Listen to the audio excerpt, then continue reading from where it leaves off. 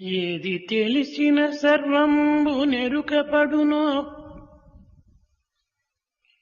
ఏది తెలిసిన సర్వంబు నెరుకపడునో, ఏది తెలియక సర్వంబు తెలియబడదో, అట్టి పరవిద్య నేర్పెడి అతడే గురుడు, అట్టి పరవిద్య నేర్పెడి అతడే గురుడు.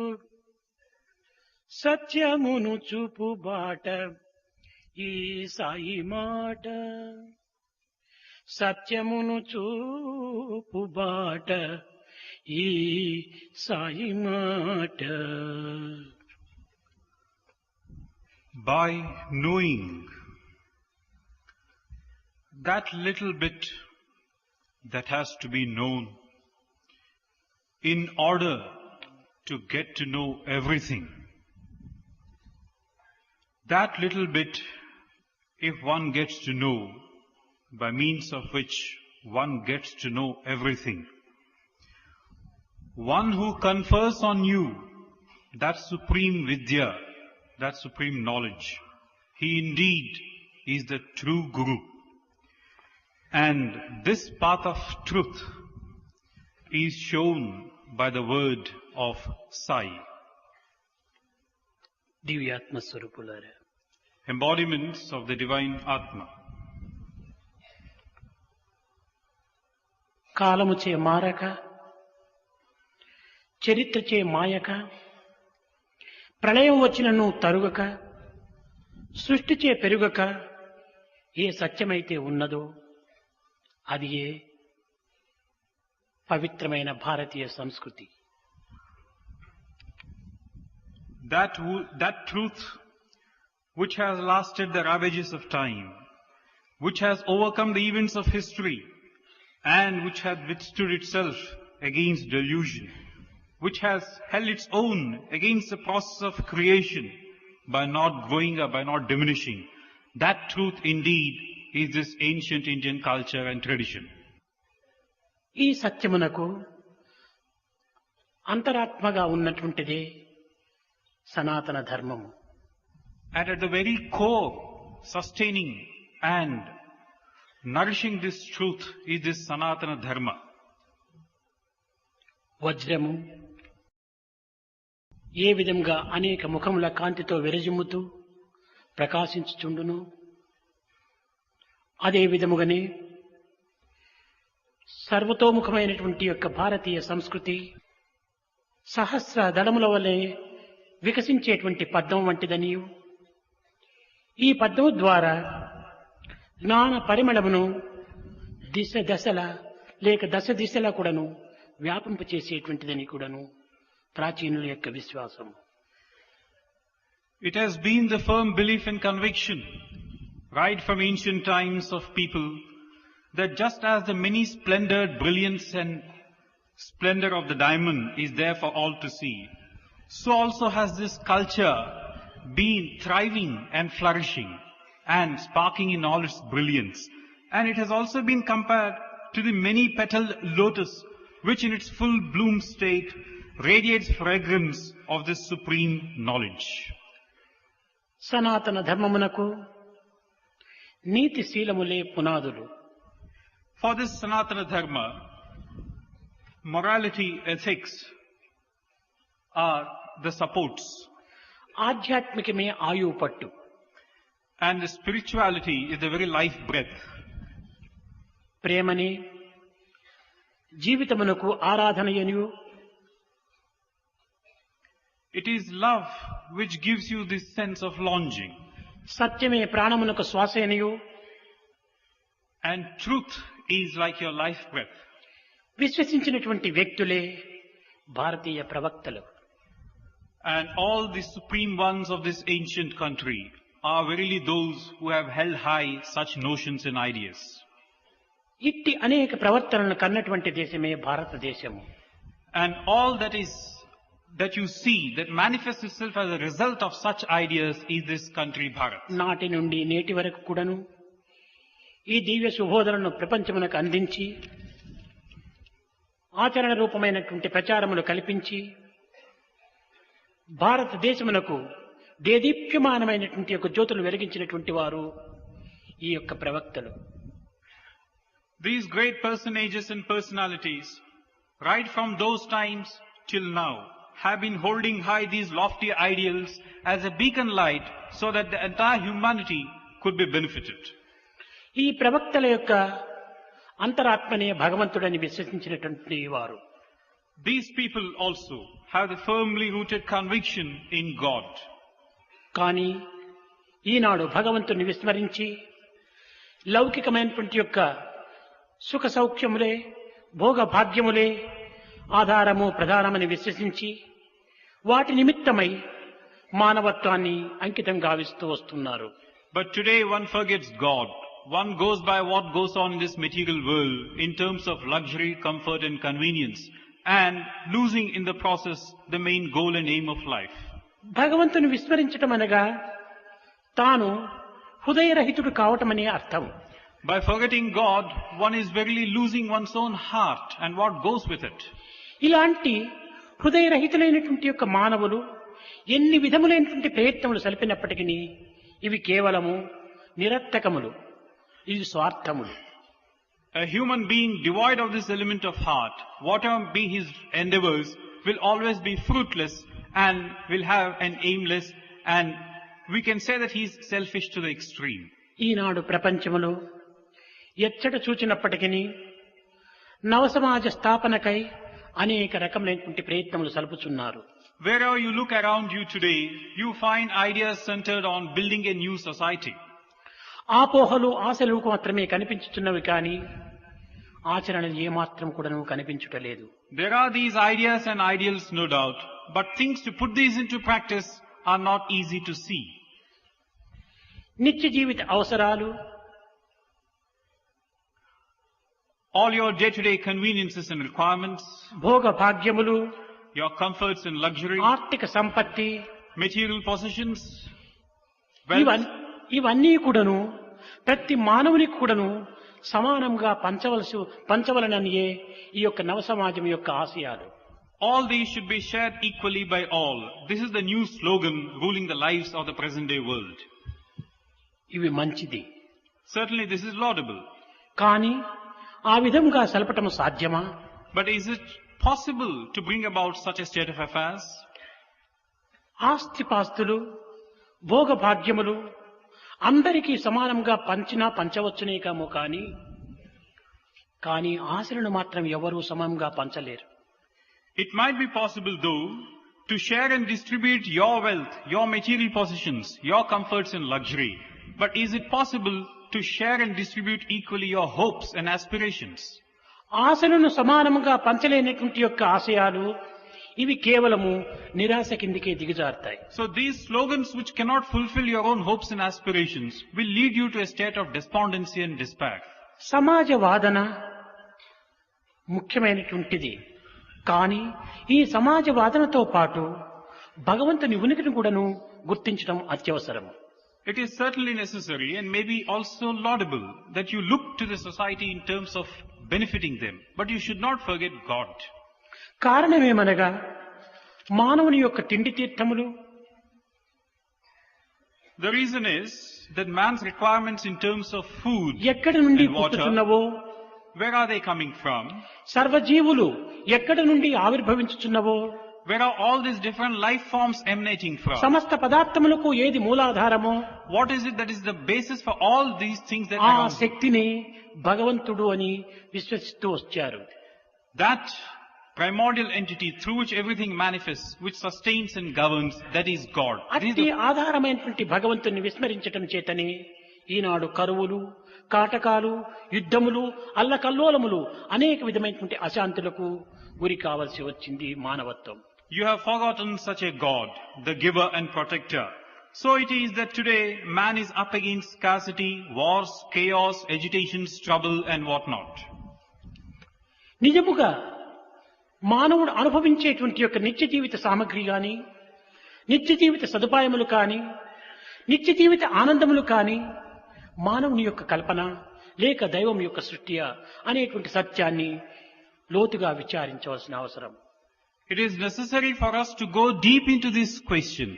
All these material possessions, all these comforts, all these joys and moments of happiness that man is experiencing, enjoying, what is the cause? What is the root? And what is the nature of these? మానవుడు నేలను కల్పించుకున్నాడా?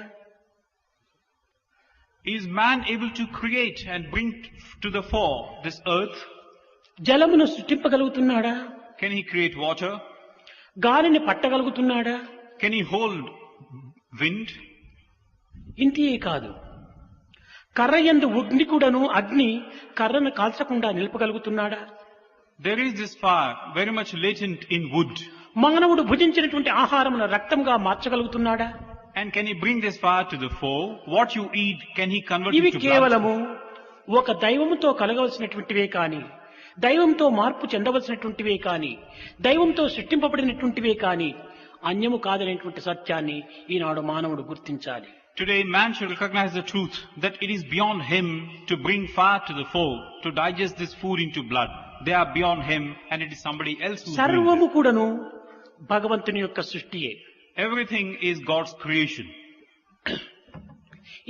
ఇట్టి సృష్టిని ఏ వ్యక్తి గుర్తించునో అటువంటి వాడే వ్యక్తి అని చెప్పడానికి అర్హుడవుతాడు. One who recognizes this truth behind this creation, he can be classified as a true being. Purandaradasu కూడాను వీధి వీధి కూడాను తిరుగుతూ సమస్తము దైవం యొక్క సృష్టి అని చాటుతూ వచ్చాడు. Purandaradasa would go to every street, to every nook and corner of this town and sing that everything is God. ಬೆಟ್ಟತಾ ತುದಿಯಲ್ಲಿ ಹುಟ್ಟಿದ ವೃಕ್ಷಕ್ಕೆ ಕಟ್ಟೆಯನ್ನು ಕಟ್ಟಿ ನೀರಿರೆದರೆ ಯಾರೋ. ఏ కొండపైన పుట్టినటువంటి వృక్షమునకు పాదిగట్టి నీరు పెట్టి రక్షించినటువంటి వారెవరు? This tree which takes its birth and which grows in the midst of rocks and stone, who is it that is protecting it? Who is it that is giving it water? ನೆಮೆಲಿಗೆ ನೆಮೆಲಿಗೆ ಚಿತ್ರಬಣ್ಣವನು ಬರಿದವರ್ಯಾರು, ಪವಳದಾಲತೆಗೆ ಕೆಂಪೀಟರ್ యారో. నెమలికి అనేక విధములైనటువంటి రంగులు దానికి అమర్చినటువంటి వారు ఎవరు? ఏ వ్యక్తి ఈ రంగులనంతా కలిపాడు? Who has చిలుకకు పచ్చని రంగుతో ఉండేటువంటి చిలుకకు ఎర్రని ముక్కును సృష్టించినటువంటి వారెవరు? Who is it that is provided the peacock with this wonderful display of colored feathers? Who is it that has given the parrot which is green a beak which is red in color? ఈ విధముగా భగవంతునికే సరైనటువంటి combination తెలుస్తుంది కానీ మానవులకి ఇది సాధ్యం కాదు. It is God alone who knows the perfect combination of this nature. It is not possible for man. ఇలాంటి సత్యాన్ని మానవుడు గుర్తించడానికి ప్రయత్నించాలి. Man should try to understand this fundamental truth. కనుక మనం ఈనాడు మానవత్వంలో ఉండినటువంటి ఏకత్వాన్ని కూడా కొంత గుర్తించాలి. We should also try to find this sense of unity that is very much there in all humanity. విశ్వ శ్రేయస్సును కోరేటువంటిదే మన సనాతన ధర్మం అనేటువంటి సత్యాన్ని మొట్టమొదట గుర్తించాలి. We should also recognize at the very outset the fundamental truth of that in this Sanatana Dharma, welfare of all, that is the primary idea. మనం విశ్వ శ్రేయస్సును ఎందుకు కోరాలి? Why do we go for this? Well, let everyone be happy. కారణం అందరూ ఒక్క తల్లి బిడ్డలం. The reason is all are children of the same mother. భుజబలములో బుద్ధి బలములో భేదములు ఉండవచ్చు. In terms of physical prowess and might, and in terms of forms, there could be differences. సిద్ధాంతములలో భేదములు ఉండవచ్చును. There could be differences of opinion also. తెలివితేటలలో భేదములు ఉండవచ్చును. In degrees of intelligence, there could be differentiation. గుణముల యందు కూడాను భేదములు ఉండవచ్చును. In terms of the qualities that one has, also a కానీ difference maybe. ఒక్కదాని యందు మాత్రము ఎట్టి భేదములు లేదు. But in respect of one thing, there is no distinction. సృష్టి విధానం మాత్రము సర్వులకు ఒక్కటే. This process of creation is common to all. దీనిని బట్టి అందరూ కూడాను సమానమనేటువంటి సత్యాన్ని మనము విశ్వసించాలి. So in terms of this, we should recognize the truth that all are one, all are same. ఈ విధమైనటువంటి సమతత్వాన్ని మనం విశ్వసించినప్పుడే నవ సమాజం యొక్క అర్థమును మనము గుర్తించినటువంటి వారం అవుతాం. When we get to know this equality of all beings, we can really build a new society and understand the meaning behind it. నేను ప్రప్రథమంలో మిమ్మల్ని సంబోధించే సమయం నందు దివ్యాత్మ స్వరూపులారా అని సంబోధిస్తాను. At the very beginning of any discourse of mine, I address you all as embodiments of the divine భాగవతమునందు కానీ Atma. Bhagavad Gita ఎందు కానీ మమైవాంశో జీవలోకే జీవభూత సనాతన అని సర్వభూతములు ఎందుకుడను ప్రాణికోటి ఎందుకుడను సనాతనుడైనటువంటి నా అంశమే నిలిచి ఉన్నదని దీని యొక్క అర్థము. Either in the Bhagavata or in the Bhagavad Gita, it has been stated emphatically that in all living beings, in all living forms, it is I who manifests as the Ancient One. మమైవాంశో అందరి యందు ఉండినటువంటిది దైవాంశమే. In every being, it is the spark of divinity that is present.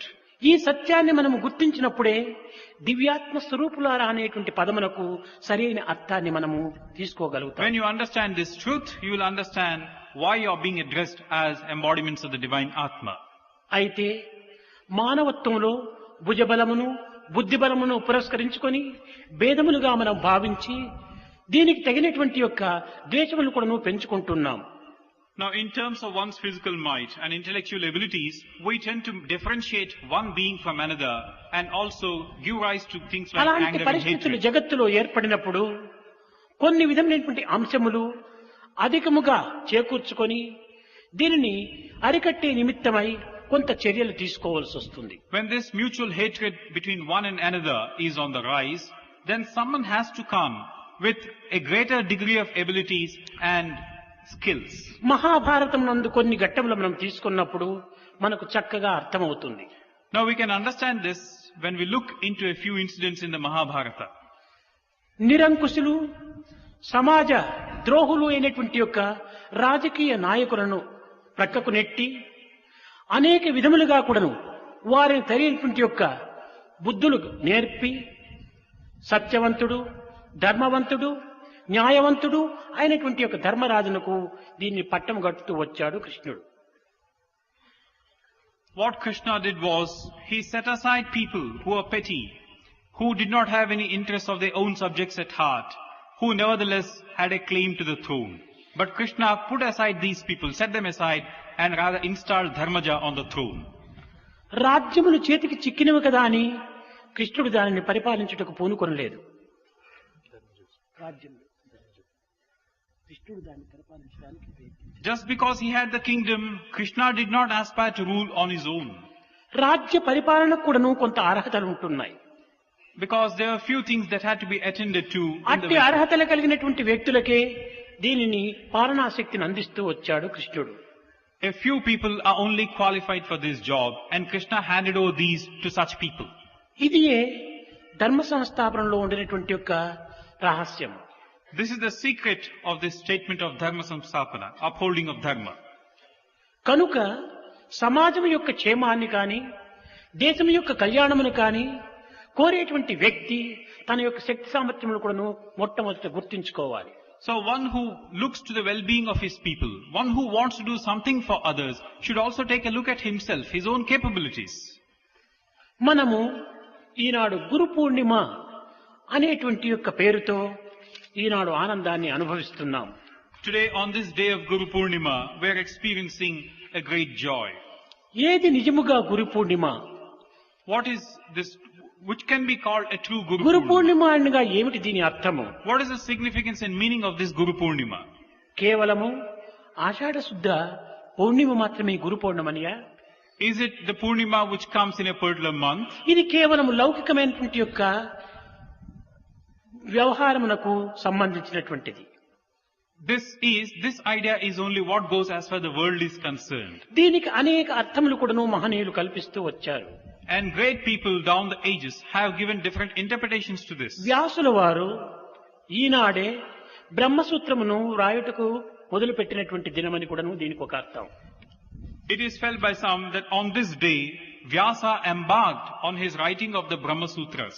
బుద్ధుడు కూడాను సత్యమును గుర్తించిన తర్వాత సర్వం దుఃఖం దుఃఖం సర్వం క్షణికం క్షణికం, సర్వం శూన్యం శూన్యం అని తాను అర్థం చేసుకొని తన యొక్క శిష్యులకు బోధించడానికి ప్రయత్నించినటువంటి ప్రథమ దినం.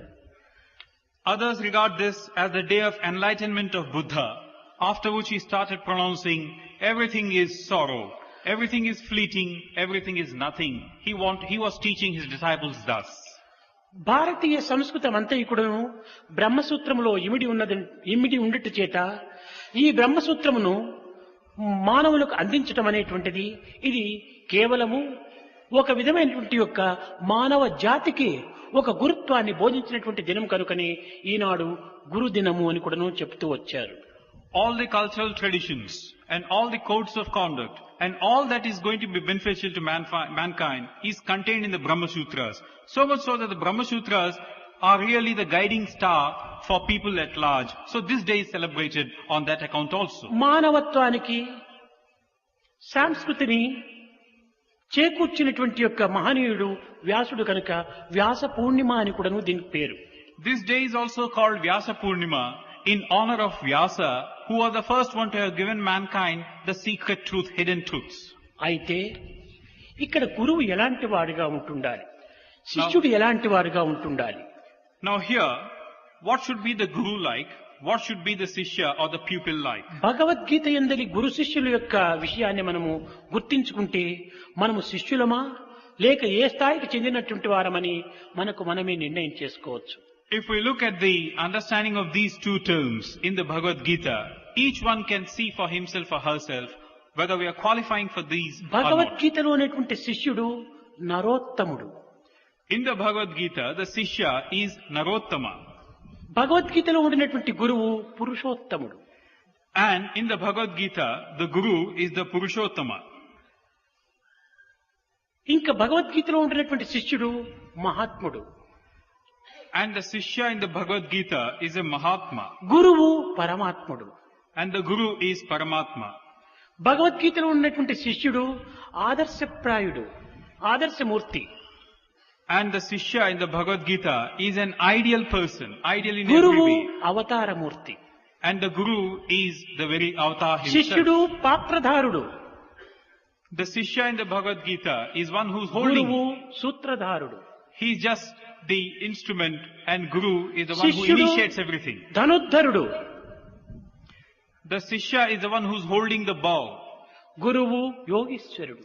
And the Guru is the Yogishvara. ఇలాంటి గురు శిష్యుల యొక్క సంబంధమే సరైనటువంటి గురుత్వాన్ని నిరూపిస్తుంది. It is this combination of Guru and Sishya which illustrates to the best what a Guru and Sishya should be like. కనుకనే ఆనాటి శిష్యుడు నాకు మానవత్వం అనేటువంటి ఒక కర్తవ్యం ఉన్నదని వెర్రవీగలేదు. So in those days, this Sishya never became arrogant that I have a role to play. కరిష్యే వచనం తవ అన్నాడు. నీ ఆజ్ఞను నేను శిరసావహిస్తాను అన్నాడు. I shall obey your command. This is what the Sishya said. అని తన గాంధీవం అనేటువంటి ధైర్యాన్ని ఒక అహంకారాన్ని దూరం వేశాడు. So in this way, there was a symbolic gesture on his part when he threw away his bow. అహంకారం ఉండినంత వరకు కూడాను గురువు చిక్కడు. This bow is indicative of one's ego. So long as you have it, your Guru won't be yours. గురువు చిక్కిన అహంకారం ఉండదు. Once you get your Guru, there is no place for ego in you.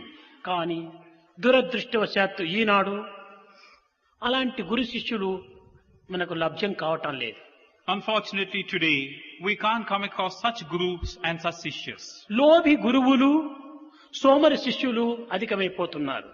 What we have is, these gurus are misers and the sishyas are the lazy ones, lazy logs. కేవలము చెవులో మంత్రము, చేతిలో డబ్బు. It is like giving a mantra in the ear, holding out the palm ఇది for కాదు return. గురుత్వానికి సరైనటువంటి అర్థము. This is not the true meaning of Guru. గురుత్వం అనగా గోకాకు చెప్పినట్టుగా అజ్ఞానం అనేటువంటి అంధకారమును దూరం చేసి ప్రజ్ఞానం అనేటువంటి యొక్క ప్రశాంతిని ప్రకాశింపచేసేటువంటి వాడు గురువు. Guru is one who removes the darkness of ignorance and fills you with the splendor of enlightenment. కానీ ఈనాటి గురువులు అజ్ఞానమును అధికం చేస్తున్నారు. But today's gurus, They tend to increase your ignorance. ఆశలను పెంచుతున్నారు, They tend to increase your desires. అహంకారమును విజృంపజేస్తున్నారు. And they play to your sense of ego and arrogance. తద్వారా మానవత్వమునే కోల్పోతున్నారు శిష్యులు. As a result, the Sishyas are losing what little they have of this human nature. ఆధ్యాత్మికమైనటువంటి విషయంలో అవిశ్వాసం అభివృద్ధి అవుతుండాలి. In terms of spirituality, there is a sense of disbelief. ఆధ్యాత్మిక సంపద క్షణక్షణమునకును అంకుశమైపోతుండాలి, అనగా ఒక విధమైనటువంటి అధపతనమైపోతుండాలి. The spiritual wealth day by day is diminishing. హాస్యాస్పదం కూడా అవుతుండాలి. It is also becoming an object for derision. ఇలాంటి పరిస్థితుల్లో శిష్యుల యొక్క ప్రవర్తనను, గురువు యొక్క బాధ్యతను గుర్తించడం అత్యవసరం. So in such a situation, we should try to see what the Sishya is doing and what the responsibility of the Guru is. ఒక సాధకుడు యాత్రకై ప్రయాణం ప్రారంభించాడు. One sadhaka once set upon a journey. మార్గ మధ్యములో ఒక నదిని దాటవలసి వచ్చింది. On the way, he had to cross a river. అతనికి ఆ నది యొక్క లోతుపాతులు తెలియదు కనుక క్రొత్తవాడవుట చేత తెలిసినటువంటి వారి కోసమై అటు ఇటు చూచాడు. He was a stranger to these parts. He did not know the depth of this river. So he started looking here and there for some help from somebody. ఒక వృక్షం కింద ఇద్దరు వ్యక్తులు కనిపించారు. Under a tree, he spotted two individuals. అక్కడికి వెళ్లి చూచినప్పుడు ఒకడు గ్రుడ్డివాడు, ఒకడు కుంటివాడు. When he went closer and saw these two people, he found one was a lame person, the other was a blind person. వారి ఇద్దరి యొక్క అభిప్రాయాన్ని తీసుకొని నదిని దాటుటకై ప్రయత్నించడము చాలా ప్రమాదం. Now, if he goes according to what they have to say, it could be extremely risky to cross this river. కారణమేమనగా కుంటివాడు నదిని దాటుటకు సాధ్యం కాదు. The reason is as simple as this. The lame person cannot cross the river. A blind man is గ్రుడ్డివాడు out of the question. అసలు నదినే చూడలేదు. And as far as the blind man is concerned, he can't even see the river. దీని యొక్క అంతరార్థం ఏమనగా శాస్త్రజ్ఞానము లేనటువంటి వాడు కుంటివాడు. The inner meaning of this is, one who does not have any scholarship of any sort, he is like this lame man. అనుభవ జ్ఞానము లేనటువంటి వాడు గుడ్డివాడు. And one who has no sense of experience of anything is this blind person. కనుక ఈ గుడ్డివాడు చెప్పినటువంటి విషయాన్ని ఆధారం చేసుకుంటున్నా మనము ఈ సంసారం అనేటువంటి నదిని మనం దాటలేము. So if we go by what the lame man has to say, we can't cross this river of this samsara. ఇక్కడ శాస్త్రము, అనుభవము రెండింటి యొక్క సమ్మిళితమైనటువంటి యొక్క స్వరూపమును మనము ఆశ్రయించినప్పుడే మన యొక్క బాధలను నివారణ చేసుకోగలము, ఈ సాగరాన్ని మనము దాటగలము. So if we make acquaintance with one who has both these, scholarship as well as experience, there is hope for us that we shall cross this ocean of difficulties. శాస్త్రము తెలిసియు అనుభవం లేకుండా ప్రయోజనం లేదు. One may know, అనుభవం ఉండి కూడాను శాస్త్రం తెలియకుండా ప్రయోజనం లేదు. ఇవి అసంపూర్ణమైనటువంటివిగా ఉంటుంటాయి. one may have scholarship but no experience. One may have experience but no scholarship. In either case, it's not going to be benefiting you.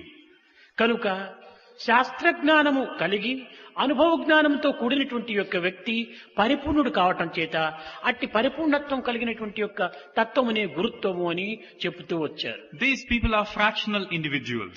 So one who has the scholarship, one who has the experience, has in him this totality of everything, and he is the true guru according to one definition. అలాంటి పవిత్రమైనటువంటి యొక్క పరిపూర్ణత్వం మనకు లభించవలనన్నా మొట్టమొదట మనం అహంకారమును, స్వార్థమును దూరం చేయాలి. If we want to secure the assistance of such a whole, such a totality of a person, then we should first of all remove these traces of ego. ఎన్ని విధమైనటువంటి శాస్త్రజ్ఞానం తెలిసినప్పటికీ అహంకారం అనేటువంటిది మన ఆవరించి ఉన్నంత కాలము మనము ఈ ఆనందాన్ని మనం అనుభవించలేము. We might have scholarship, all right, but with this ego firmly in us, we cannot really hope to know anything worthwhile. గురువాజ్ఞను శిరస్సా వహించాలి. We should obey the command of the Guru. గురువు అనేటువంటి వాడు కేవలము ఒక అలారం టైం పీస్ వంటి వాడు. Guru is like the alarm timepiece. అది జాగ్రత్తగా అజ్ఞానం నుండి లేపి తన యొక్క కర్తవ్యాన్ని నిర్వర్తించుకునేటువంటి యొక్క జాగ్రత్తను అందిస్తుంది. This timepiece wakes you from your state of sleep, your ignorance, and awakens you into your గురువు responsibilities and కేవలం duties. మార్గమును చూపగలడు మాత్రమే కాని నడచవలసినటువంటిది శిష్యుని యొక్క బాధ్యత. Likewise, the Guru may at best show you the way, but the one who has to walk the way is the Sishya. ఈనాటి గురువులనగా కేవలము ఏదో ఒక విధమైనటువంటి కాషాయ వస్త్రమును ధరించి మంత్రములను ఉపదేశించి ఏదో కొన్ని గ్రంథములను బోధింపచేయటానికి ప్రయత్నించినటువంటి వారంతా గురువులు కాదు. Today you have Gurus who don a saffron robe, who chant a few mantras, who quote from some books. These people cannot be called true Gurus. శిష్యుణ్ణి పూర్తిగా తమ యొక్క స్థాయికి తీసుకొని పోవాలి. The true Guru should take the Sishya, elevate him to his own status. దీనిని బ్రహ్మవిత్ బ్రహ్మైవ భవతి అని గురువు స్థాయికి శిష్యుణ్ణి తీసుకుని పోయేటువంటి శక్తి సామర్థ్యములు కలిగినటువంటి వాడు నిజమైనటువంటి గురువుగా మనం ఎన్నుకోవాలి. So a true Guru is one who can raise a Sishya from the level he is to the level where the Guru himself is. గురువునందు కొన్ని విధమైనటువంటి లక్షణములు కూడాను మనం గుర్తించడానికి ప్రయత్నించాలి. There are also a few things we should look for in a Guru. గురువు విశాల హృదయుడై ఉండాలి. The Guru should be a broad-minded person. స్వార్థరహితుడై ఉంటుండాలి. He should be a selfless person. పవిత్ర ప్రవర్తనను కలిగి ఉంటుండాలి. He should be one of purity himself in his conduct. ఈ లోభితనం అనేటువంటిది ఏమాత్రము ఉండరాదు. He should not have any petty-mindedness or miserliness in him. అతని యందు అసూయ భావములు ఏమాత్రము అంకురించరాదు. In him there can't be any traces of jealousy. సర్వుల యందు ఉండినటువంటి యొక్క సమత్వాన్ని తాను తెలిసి వర్తించాలి. He should have this equanimity of purpose. And he అసూయ should అనగా ఇతరుల యొక్క మంచిని చూచి తాను ఓర్వలేకుండా పోవటం మాత్రమే అసూయ కాదు. What does the word jealousy mean? Jealousy does not just mean that you can't tolerate what the other one is ఇతరుల having. యందు దోషములను వెతికేటువంటి యొక్క వ్యక్తియే అసూయాపరుడని చెప్పవచ్చు. A person who's jealous is one who looks for shortcomings in others. అందువలనే భగవద్గీత యందు అర్జున నీవు దోషములను వెతికేటువంటి మార్గంలో నువ్వు ప్రయత్నించద్దు. In the Bhagavad Gita, Krishna says, Arjuna, don't start looking at the shortcomings of others. నీవు అనసూయుడు కమ్ము కాని అసూయుడు మాత్రం కారాదు. You cannot be this jealous person. You are one who is devoid of jealousy. సామాన్యమైన మానవులు యందు దోషములు కనిపెట్టడానికి ప్రయత్నించినటువంటి వాడే అసూయుడైనప్పుడు దైవం యందు కూడా నువ్వు దోషములు వెతకడానికి ప్రయత్నించేటువంటి వాడు ఇంకెలాంటి వాడో మీరు గుర్తించాలి. Now, among ordinary mortals, a person who starts looking at shortcomings of other individuals is called a jealousy person. Now, what do you make of these people who try to look for shortcomings in God himself? మానవుని యొక్క సమస్త దుఃఖములకును మూల కారణం అసూయని. So here, the primary cause for all is this asuya or jealousy. ఈ అసూయను మనం ఏనాడు దూరం చేసుకుందామో ఆనాడే మనం అనుగ్రహానికి పాత్రలం అవుతాం. Remove this jealousy in you, you'll secure grace. మానవుని యందు ఉండినటువంటి యొక్క సర్వాంగములకు సమత్వమైనటువంటి ఏకత్వాన్ని బోధించి దివ్యత్వానికి ప్రయాణం సల్పాలి. You should try and see the oneness of purpose, the unity that is prevailing in this diversity, and make a journey towards that. లౌకిక దృష్టితో చూచి అన్యాయ అక్రమ అనాచార అసత్యములకు పాల్పడినటువంటి వ్యక్తులు ఎన్నో సుఖ సంతోషములను అనుభవిస్తున్నారు. Now in the worldly stage that's around you, when you look around, you'll notice that a person who takes the wrong path, who indulges న్యాయము in teaching, ధర్మము ప్రేమ అనేటువంటి యొక్క దివ్యమైనటువంటి గుణములతో వర్తించేటువంటి వారు అనేక బాధలకు గురి అవుతున్నారు. such people who do everything against the interests of others, they are prospering. Those who are upholding this dharma, nyaya, they are in a state of misery.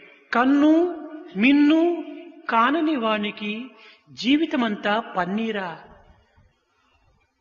One who does not even look at the minimum things in life, he becomes arrogant. He is very proud. Can such a person be said to have a life of happiness forever? అన్యం పుణ్యం ఎరుగని వానికి కాలమంతా కన్నీరా. Likewise, one who has no food, one who is in a state of misery, can you say that it's an eternal misery and sorrow ఈ for him? విధమైనటువంటి సందేహములు ప్రతి మానవులకు కలుగుతూనే ఉంటుంటాయి. Such doubts are what assail a man of today. కానీ తాత్కాలికమైనటువంటి యొక్క ఫలితములు మాత్రమే మనం ఆధారం చేసుకొని దైవభక్తి యందు దీనిని సమన్వయం చేసుకోరాదు. Now we should not go by what transpires in a world thus. We should not confuse this with what is in a higher state of affairs.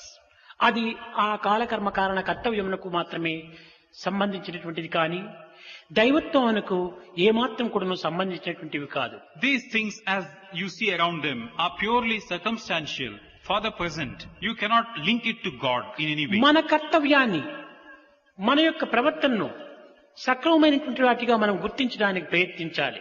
Our own conduct, our own thoughts, our own ideas, these we should try and check and understand properly. దీనికే గురువు అనేటువంటి వాడు హెచ్చరిస్తూ వస్తుంటాడు. So Guru is one who cautions you. శిష్యునకు, శిష్య, కన్నులనిచ్చినది ఎందుకు తెలుసా? He asked the Shishya, do you know why the eyes have been given? అన్నీ చూచేటందులక? Have they been given so that you may see everything? కాదు కాదు. No.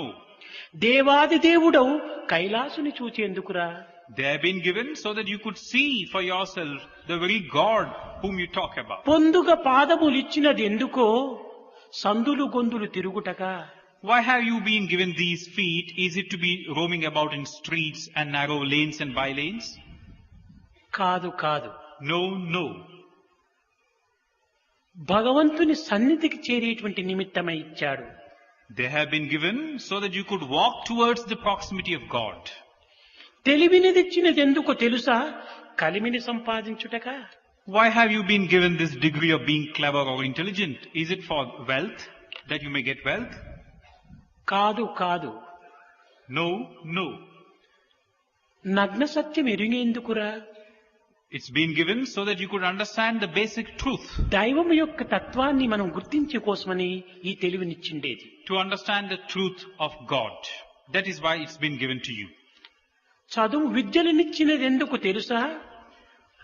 Do you know why these studies and skills and education have been given పద్యము to you? గద్యము పాడుటక లేక చదువుటక?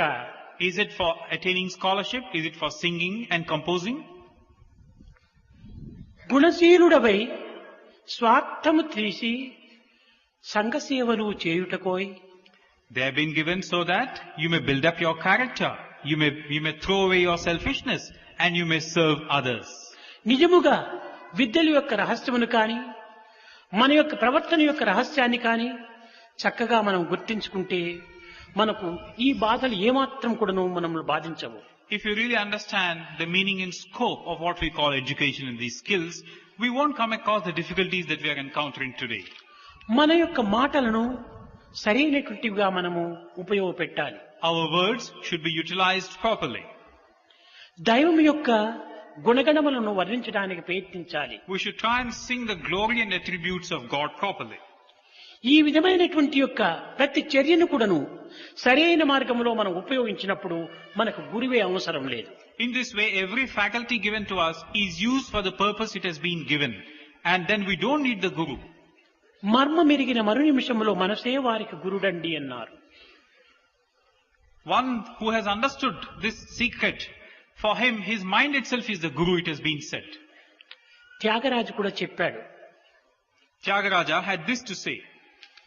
ఎనగా మనసుకు రాణి పనగా సాయి సొగసు పనుగా కనుగొనని కన్నులేలే కన్నులేలే కన్ని మిన్నలేలే. భగవంతుని యొక్క గుణగణములను కాని, భగవంతుని యొక్క సౌందర్యాన్ని కాని చూడని కన్నులు, వినని చెవులు ఏమి ప్రయోజనం అన్నాడు. Tyagaraja said, the eyes which cannot behold the beauty of God, what use of these eyes? The ears which cannot listen to the glory being sung in praise of God, what use of these ears? దీనినే బొమ్మెర పోతన చేతులారంగ శివుని పూజించరేని నోరు నవ్వంగా హరికీర్తి నుడువడేని కలుగనేటికి తల్లుల కడుపు చేటు. ఇలాంటి వారి పుట్టి ప్రయోజనం ఎందుకు అని పోతనామాచ్యుడు వర్ణించాడు. Bammara Potana, another poet, said, the hands which cannot worship God, the mouth which cannot sing the glory of God, what use of the existence of such people? మన జన్మము, మన కర్మము, మన పుణ్యము సర్వం కూడాను దైవాధీనమైనటువంటిది. So all that has been coming to us in the form of our karma, this life, they've all been అట్టి given. దైవత్వాన్ని ఈనాడు మరచి మనము ఏదో లౌకికమైనటువంటి యొక్క భోగభాగ్యములు ఎందే దృష్టిని ఉంచుకోవటం చేత మనం అనేక విధమైనటువంటి కష్టములకు నష్టములకు దుఃఖములకు గురి కావాల్సి వస్తుంది. They have been vouchsafed to us so that we may realize the divine. This we have forgotten. As a result, we are experiencing distress and sorrow and grief. వ్యావహారికం నందు కూడాను పారమార్థికాన్ని అందించుకోవాలి. In the everyday life of ours, try to look for the one which is beyond. మనం ఏమి చేసినప్పటికీ దైవం యొక్క భావనగా మనము భావించాలి. Whatever we do or say, let it be centered around God. కాశీలో పురపాలక సంఘం ఉండేటువంటిది. In Kasi, there was a committee of individuals governing the town, municipality. the municipality. ఈ పురపాలక సంఘం వారు వీధి జ్యోతులు వెలిగించడానికి కొంతమందిని వ్యక్తులను నియమించేటువంటి వారు. Now this municipality laid down as a responsibility of a few individuals to light the lamps in the streets. అందులో ఒక సాధకుడు తన కుటుంబ పోషణార్థమై వేరు మార్గము లేక ఈ యొక్క దీపములు వెలిగించేటువంటి వృత్తిలో తాను ఆధీనుడయ్యాడు.